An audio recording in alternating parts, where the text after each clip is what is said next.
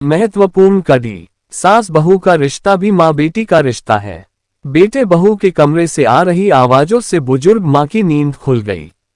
बेटा कह रहा था उसे मुंबई में नौकरी मिल गई है, मगर हम तीन में और तुम और माँ वहां नहीं रह पाएंगे, क्योंकि कमरा छोटा है और दोनों जगह का किराया में दे नहीं सकता, तो क्यों ना माँ को वृद्ध आश्रम में छोड़ दे। बुजुर्ग माँ भीगी आंखें लिए सोचने लगी।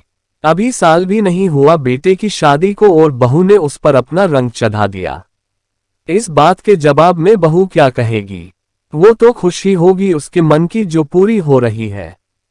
हे भगवान! मगर पति की बात सुनकर पत्नी बोली, नहीं माँ और मैं यही रहेंगे, मैं पढ़ी लिखी हूँ, बच्चों को ट्यूशन पढ़ाकर इतना तो कमा लूंगी कि मेरा और माँ का गुजारा हो जाए, और आपने तो बताया था कि माँ ने आपको लोगों के घरों में काम करके पाया था।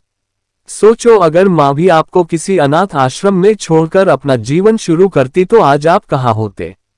और फिर जब आप वहां सेटल होकर बड़ा कमरा ले ले तो हमें भी बुला लेना, वैसे भी माँ उस वृक्ष के समान होती है जो सिर्फ छाया ही नहीं फल भी देता है। माँ की आंखों में आंसू थे, उसे भी समझ आ रहा था कि उसे बहू में एक बहुत अच्छी बेटी मिली है। दोस्तों कहानी का भाव यही है, सास बहू का रिश्ता भी माँ बेटी का रिश्ता है। दोस्तों अगर दोनों तरफ से प्रेम और सम्मान देने की कोशिश हो तो सचमुच ये रिश्ता बेहद प्यारा है, जो घरों को परिवार को जोड़ने में महत्वपूर्ण कड़ी है। एक सुंदर और प्रेरणादायक रचना।